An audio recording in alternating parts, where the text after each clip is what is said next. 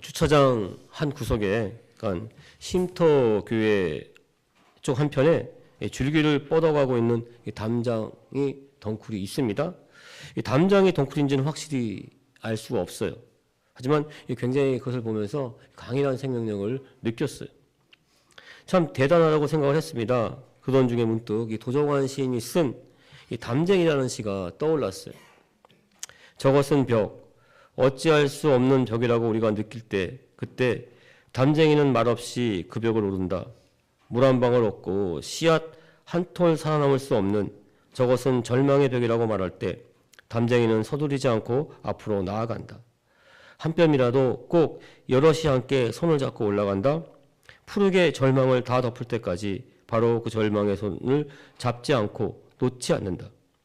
저것은 넘을 수 없는 벽이라고 고개를 떨구고 있을 때 담쟁이 집 하나는 담쟁이 잎 수천 개를 이끌고 결국 그 벽을 넘는다. 시멘트로 꽉 막혀있는 어느 한 곳을 비집고 나왔어요. 이 철조망 울타리를 넘어서 줄기를 계속해서 뻗어가고 있는 이 담쟁이 넝쿨을 보면서 참 다시 한 번 더 하나님의 그 은혜, 생명의 신비를 느끼게 됐습니다. 그리고 요셉이 떠올랐습니다. 요셉도 정말 어찌할 수 없는 벽, 이 배신의 벽, 노예의 벽, 감옥의 벽을 넘고 넘었습니다. 결국에는 당시 최강대국 애굽의 2인자 국무총리 자리에 올랐기 때문입니다. 이 만인지상 국무총리 자리에 오른 이 요셉은 7년 흉년 가운데 고통받고 있던 애굽 사람뿐만이 아닙니다. 다른 민족의 배고픔까지 해결해 줍니다. 그리고 가나안 땅에 있던 아버지 야곱과 형들의 가족을 모두 다 애굽으로 데리고 옵니다. 창세기 50장 19절에서 21절 말씀입니다. 요셉이 그들에게 이르되 두려워하지 마소서 내가 하나님을 대신하리이까 당신들은 나를 해하려 하였으나 하나님은 그것을 손으로 바꾸사 오늘과 같이 많은 백성의 생명을 구원하게 하시려 하셨나니 당신들은 두려워하지 마소서 내가 당신들과 당신들의 자녀를 기르리다 하고 그들을 간곡한 말로 위로하였더라. 담쟁이 잎 하나가 이 담쟁이 잎 수천 개를 잇고 벽을 넘어가듯이 마찬가지예요. 요셉은 이스라엘 민족 수많은 하나님의 백성들을 이루는 기틀을 마련하게 됩니다. 오늘 본 말씀에서 아버지 야곱이 요셉을 축복하는 말씀이 이루어져요. 이 말씀과 일맥상통하게 됩니다. 22절 보시면 요셉은 무성한 가지 곧 샘 곁에 무성한 가지라 그 가지가 담을 넘었도다. 오늘 말씀의 제목을 담장을 넘는 축복이라고 정한 까닭입니다. 오늘 본문 말씀 49장은 아버지 야곱이 죽기 전에 12아들을 축복한 말씀이에요. 예언한 말씀입니다. 12아들 중에는 특히 두 아들 유다와 요셉 이 두 아들이 다른 아들에 비해 더 많은 축복을 받습니다. 다른 아들들은 한두 절로 끝나요. 그런데 이에 비해서 유다와 요셉은 5절씩 축복을 받고 있습니다. 단지 양만 많은 것이 아닙니다. 내용도 명확히 구별이 됩니다. 야곱이 축복하고 예언한 대로 이스라엘 역사 가운데 이 유다와 요셉 이 두 지파는 각각 남유다 왕국과 북이스라엘 왕국을 이끌어가요. 주도적인 역할을 합니다. 유다는 남유다 왕국을 이끌어가고 있습니다. 그리고 요셉의 아들 에브라임은 북이스라엘 왕국을 이끌어갑니다. 그러면 도대체 요셉은 구체적으로 어떤 축복을 받았기에 담을 넘는 축복이라고 이렇게 성경에서는 말씀하고 있는 것일까? 미국 한 보험회사에서 65세 된 100명을 대상으로 해서 그들의 일생을 연구했어요. 10년 후에 다음과 같은 결과가 나왔습니다. 이미 죽은 사람은 36명, 남의 도움으로 살고 있는 사람이 54명, 자기 생활을 근근히 이어가는 사람이 5명, 비교적 풍족히 살고 있는 사람이 4명, 그리고 남에게 큰 유익을 주며 사는 사람이 단 1명이었어요. 이 보험회사가 한 연구 결과를 놓고 보면 그 연구 결과가 말해주는 것은 다른 사람에게 자신이 받은 축복을 나누며 사는 사람은 100명 중에 1명이라는 것입니다. 하지만 우리 하나님의 백성들은 누구나 복을 나누는 사람이 될 줄 믿습니다. 하나님께서는 우리에게 아브라함의 복의 근원이 되는 축복을 주셨기 때문입니다. 우리 본문 말씀 가운데 있는 담장을 넘는 축복, 자신이 받은 축복을 다른 사람에게 나누며 베푸는 축복에 대해서 한번 살펴보겠습니다. 자, 그런데 먼저 다른 사람에게 축복을 나누려면 자신을 가로막고 있는 담장을 넘어야 합니다. 첫 번째, 감정의 담장입니다. 내 안에 있는 감정, 이 사사로운 감정의 담을 넘지 못하면 축복을 받지 못합니다. 축복을 나누는 삶은 생각할 수조차 없습니다. 하지만 감정의 담을 넘게 되면 하나님께서 귀하게 사용하시는 축복의 통로가 됩니다. 성경 말씀 가운데 감정의 담을 넘지 못해 어려움을 겪게 된 인물들이 있어요.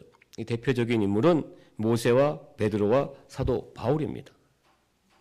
사사로운 감정의 담을 넘지 못할 때 하나님은 이들을 사용하지 않았어요. 모세는 순간적인 분노의 감정을 참지 못했습니다. 담장을 넘지 못했어요. 그 혈기의 담장 안에 갇혀서 애굽 사람을 죽입니다. 애굽 왕자에서 순식간에 살인자로 전락하게 됩니다. 모세는 순간적으로 끓어오르는 혈기, 주체할 수 없는 분노의 담장을 넘기 위해 광야 가운데 무려 40년 동안 훈련을 받습니다. 아무도 없는 적막한 광야입니다. 아무 말도 못하는 양과 함께 40년을 보냈어요. 모세는 자신을 돌아봤습니다. 양과 같이 그 마음이 온순해졌습니다. 아무것도 없는 광야, 말 그대로 광야입니다. 광야에서 평생 종소리하던, 애굽에서 평생 종소리하던 사람들이에요. 이 사람들이 또한 노예 근성에 잡혀 있습니다. 조금만 힘들어도, 자신의 마음에 조금만 마음에 들지 않아도 원망과 불평이 나옵니다. 이 사람들과 함께 모세는 힘들고 어려운 광야 길을 40년 동안 걸었습니다. 하지만 민수기 12장 3절을 보면 이 사람 모세는 온유함이 지면의 모든 사람보다 더하더라. 감정의 담장을 넘은 모세는 추락급한 이스라엘 백성들을 광야 40년 동안 적과 꿀이 축복의 땅, 가나안 땅으로 인도하는 사명을 감당해냅니다. 이 사도 바울은 잘못된 신념을 가지고 있었습니다. 잘못된 믿음으로 말미암아 사도 바울의 마음 가운데는 기독교인들을 돌로 쳐 죽이는 혈기가 담겨져 있었습니다. 하지만 너무나도 밝은 빛 아래, 그 아래서 예수님을 만납니다. 부활하신 예수님을 만나요. 이 사도 바울은 사흘 동안 보지 못합니다. 먹지도 마시지도 못합니다. 예수님께서는 이 사도 바울을 위해서 하나님의 사람 아나니아를 예비해 주십니다. 사도행전 9장 17에서 19절 보시면 아나니아가 떠나 그 집에 들어가서 그에게 안수하여 이르되 형제 사울아 주곧 내가 오는 길에서 나타났던 예수께서 나를 보내어 너로 다시 보게 하시고 성령으로 충만하게 하신다 하니 즉시 사울의 눈에서 비늘 같은 것이 벗어져 다시 보게 된지라. 일어나 세례를 받고 음식을 먹으며 강건하여 지니라. 사도 바울은 이 복음의 핍박자에서 복음의 전도자가 됩니다. 그것도 이방인을 위한 복음의 전도자가 됩니다. 그러니까 이방 전도의 주역으로서 하나님께 귀하게 쓰임을 받게 됩니다. 이 베드로는 예수님을 잡으러 온 유다 관원의 앞잡이 말고를 죽이려고 칼을 내리쳤어요. 피합니다. 말고의 귀가 잘라졌어요. 예수님께서 그 귀를 붙여준 다음에 말씀하십니다. 마태복음 26장 51, 52절 보시면 예수와 함께 있던 자 중 하나가 손을 펴 베드로가 칼을 빼어 대제사장의 종을 쳐 그 귀를 떨어뜨리니 이에 예수께서 이르시되 내 칼을 도로 칼집에 꽂으라. 칼을 가지는 자는 다 칼로 망하니라. 베드로는 칼을 쓰는 자는 칼로 망한다. 즉 혈기를 부린 자는 혈기로 망한다는 말씀을 분명히 듣고 이 말씀을 마음 가운데 깊이 간직하게 됩니다. 이 갈라디아서 2장 11절 보시면 게바가 안디옥에 있을 때 책망받을 만한 일이 있기로 내가 그를 대면하여 책망하였노라. 이 사도 바울이 베드로를 만나서 책망했다는 말씀이에요.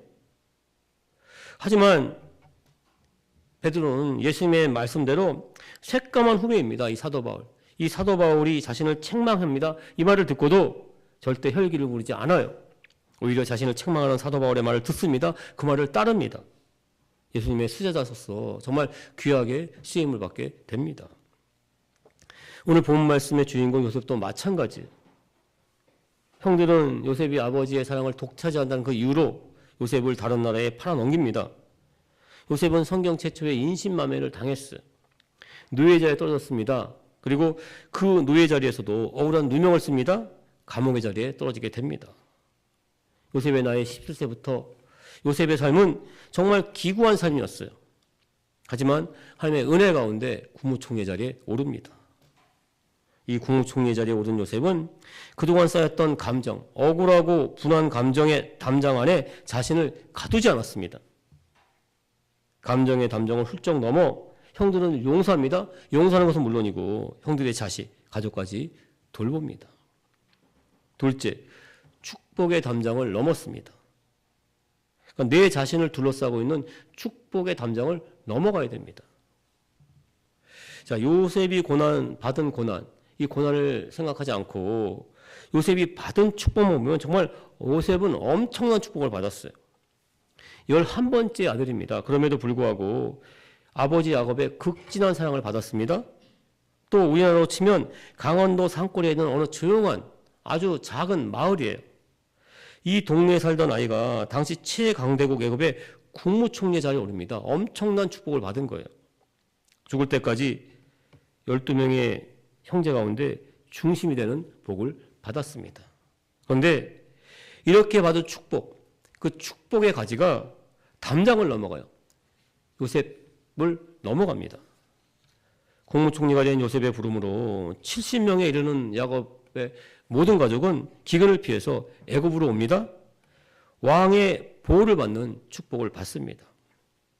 그리고 그 축복의 가지는 담장을 넘어서 가족의 담장을 넘어서 자손으로 이어집니다. 야곱의 아들은 12명이에요.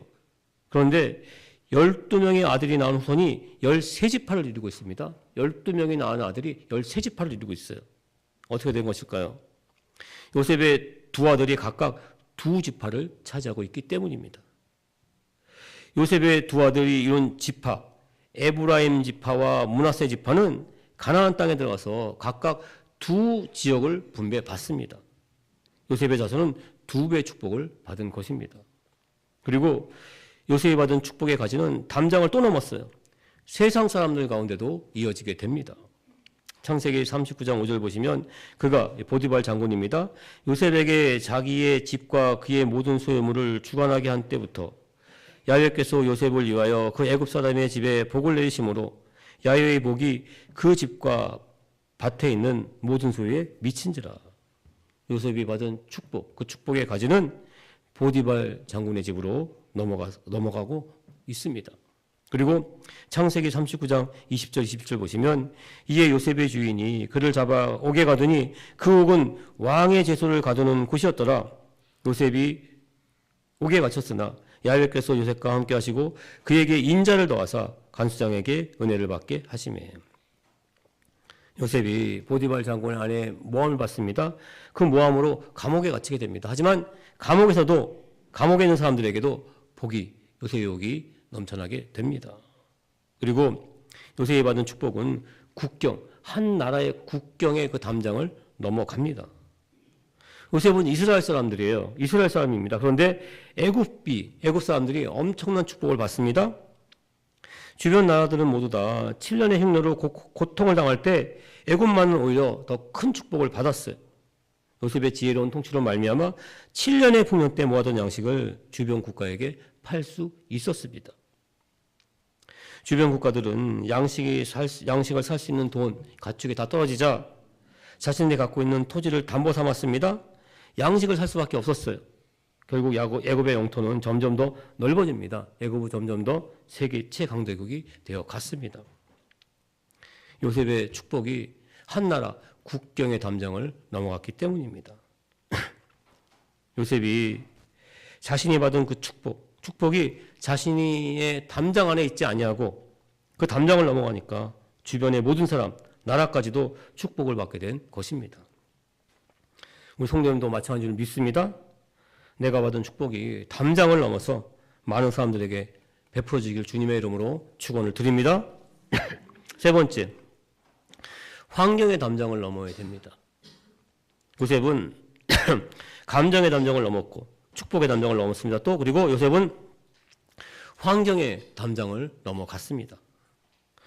요새 노예의 자리는 주인이 시키면 시키는 대로 해야 되는 절대 복종의 자리입니다.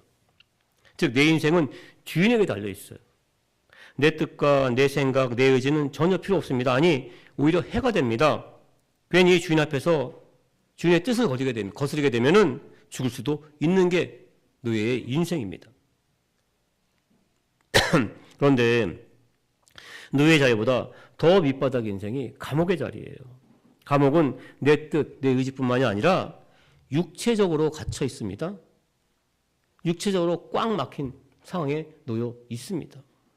겨우 먹고 살 수 있는, 먹고 잘 수 있는 공간만 주어졌어요. 특히 요셉이 갇힌 감옥은 정치범들, 왕에게 반역한 자들이 갇혀 있는 감옥이었습니다. 보디발 장군, 말 그대로 애굽의 장군이에요. 이러한 감옥이라는 것 알고 있습니다. 그래서 자신의 아내를 간음했다는 그 사실 너무나 화가 났어요. 이 보디발 장군은 일부러 정치범들이 갇혀있는 감옥에 넣은 것입니다. 애굽 왕의 명령이 아니고는 감옥에서 나올 수가 없어요. 정말 소망이 없는 자리였습니다. 절대 절망의 자리였어요. 그런데 이런 요셉을 애굽 왕 바로가 국무총리의 자리에 세웁니다. 바로가 말합니다. 창세기 41장 41절에서 43절 보시면 바로가 또 요셉에게 이르되 내가 너를 애굽의 온 땅의 총리가 되게 하노라 하고 자기의 인장 반지를 빼어 요셉의 손에 끼우고 그에게 세마포 옷을 입히고 금사슬을 목에 걸고 자기에게 있는 버금수레에 그를 태우매 무리가 그 앞에서 소리 지르기를 엎드리라 하더라. 바로가 그에게 애굽 전국을 총리로 다스리게 하였더라. 자, 요셉이 이처럼 정말 전혀 앞이 보이지 않는 절망의 자리, 그 절망의 환경을 넘을 수 있었던 것은 하나님이 요셉과 함께 하셨다는 줄 믿습니다. 창세기 41장 22절 보시면 요셉이 바로에게 하되 바로의 꿈은 하나라. 하나님이 그가 하실 일을 바로에게 보심이니라. 우리 성도님들, 주어진 환경을 보면 정말 답답하고 껄껄할 때가 있어요.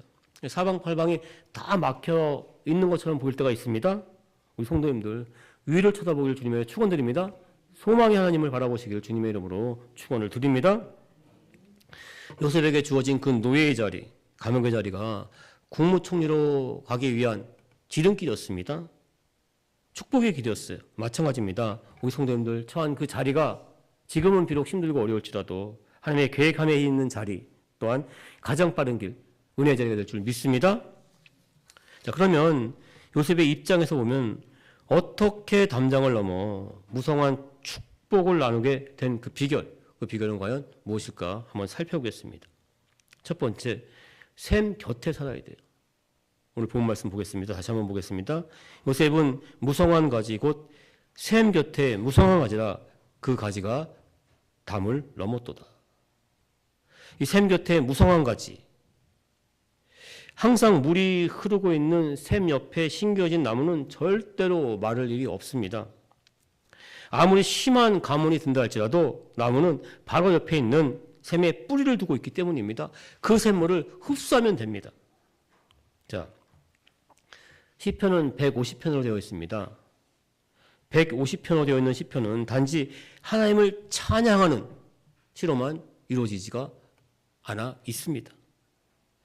하나님께서 만드신 이 세상을 하나님께서 다스리는 가운데 나타나는 모든 일이 담겨져 있습니다.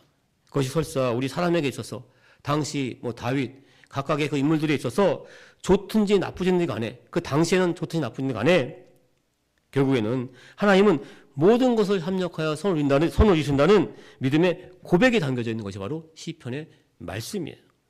결국 우리를 축복의 길로 이끄신다는 고백이 담겨져 있는 것이 시편 150편에 있는 말씀입니다.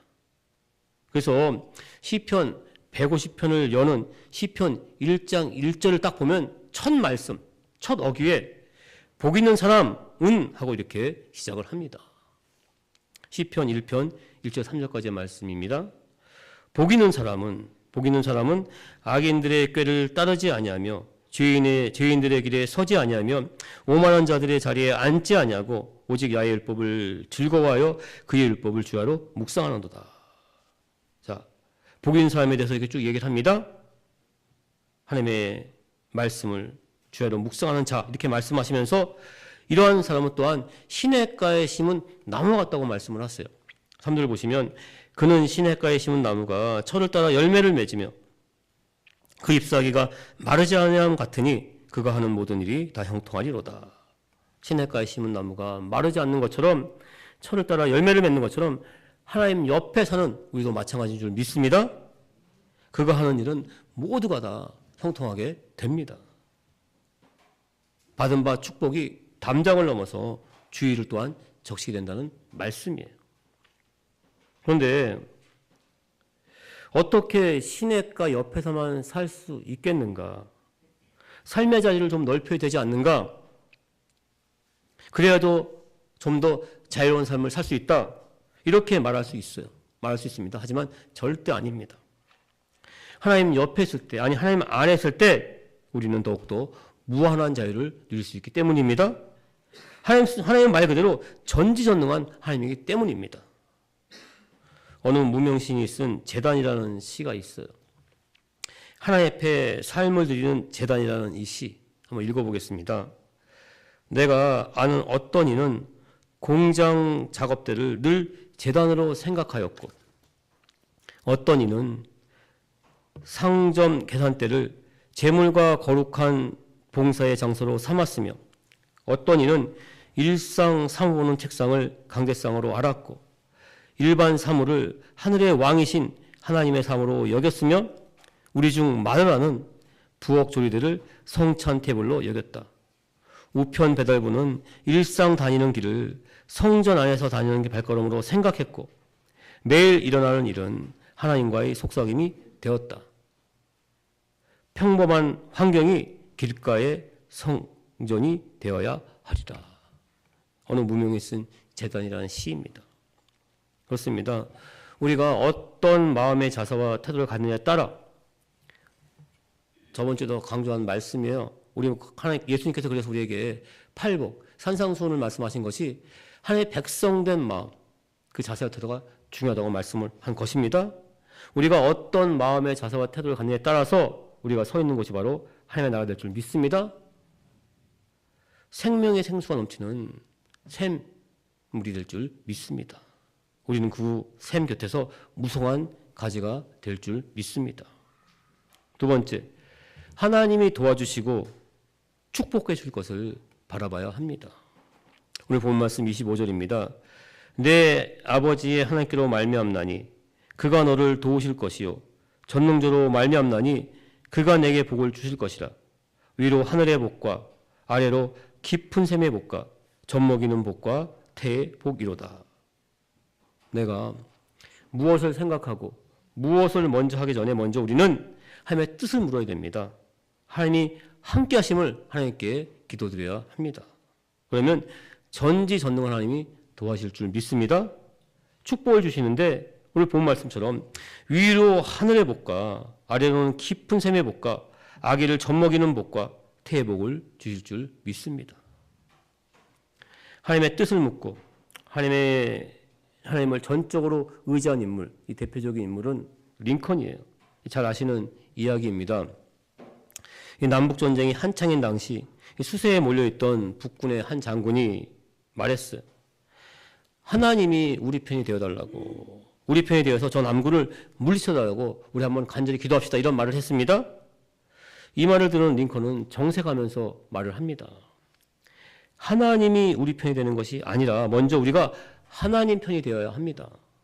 우리가 먼저 하나님의 뜻을 묻고 그 뜻을 따르게 되면 하나님께서 우리를 분명히 도와주십니다. 우리 성도님들 먼저 하나님의 뜻을 물으실 주님의 축원드립니다. 하나님께서 도와주시고 축복해 줄 줄 믿습니다. 무성한 가지가 담장을 넘어 축복을 전하는 귀한 복된 인생 될 줄 믿습니다. 세 번째, 축복의 말씀을 아멘, 믿음으로 받아들여야 합니다. 아버지 야곱이 요셉을 축복합니다. 자, 26절 보시면 내 아버지의 축복이 본인을 얘기하는 거예요. 새벽에 하는 거기 때문에 본인을 얘기하는 겁니다. 내 아버지의 축복이 내 선조의 축복보다 나아서, 내 선조는 뭐 이삭, 아브라함 이런 선조를 말합니다. 영원한 산이 한없음 같이 이 축복이 요셉의 머리로 돌아오며 그 형제 중에 뛰어난 자의 정수리로 돌아오리로다. 야곱은 자기가 자신의 아들 야곱을 축복하는 것이 자기의 아버지 이삭이 자기를 축복한 것보다 훨씬 더 크다는 고백의 선언이에요. 요셉은 이 아버지의 축복의 말씀을 믿음으로 받아들입니다. 믿음으로 받아들여요. 지금 내 아버지가 하는 축복의 말씀이 그대로 내게 이루어지라고 굳게 믿습니다. 그리고 이 믿음 그대로 요셉은 형제들 가운데 가장 뛰어난 인물이 됩니다. 예수님께도 분명히 말씀을 하셨어요. 마가복음 11장 24절입니다. 그러므로 내가 너희에게 말하노니 무엇이든지 기도하고 구하는 것은 받은 줄로 믿으라. 그리하면 너희에게 그대로 되리라. 성도님들, 축복의 말씀, 그것이 설교 가운데든 기도하는 가운데든 또 찬양하는 가든 그 축복의 말씀을 내 귀에 들려온다면 그 축복의 말씀을 아멘으로 받아줄 주님의 축원드립니다. 아멘하고 믿음으로 받아들이면 그 축복의 말씀은 그 축복의 말씀 그대로 나의 삶의 자리 가운데 이루어지게 될 줄 믿습니다. 말씀을 정리하겠습니다. 우리 성도들 먼저 감정의 담장, 축복의 담장, 환경의 담장을 넘을 주님으로 축원드립니다. 내 안에 축복이 넘칩니다. 더욱더 하나님 곁에, 하나님 말씀 곁에 머무는 삶, 거주하는 삶을 사실 주님의 이름으로 축원드립니다. 하나님께 도우심을 구하시기를 주님의 이름으로 축원드립니다. 그리고 나누시기를, 베푸시기를 주님의 축원드립니다. 담장을 넘는 축복이 우리 성도님 삶의 자리 가운데 넘치게 될 줄 믿습니다. 담장의 입 하나가 수많은 담장의 입을 이끌고 담을 넘어가듯이 우리 성도님들 삶의 자리 가운데 정말 하나의 축복을 받은 그 축복으로 말미암아 축복의 넝쿨이 계속해서 이어지는 복된 인생 되시기를 주님의 이름으로 축원드립니다.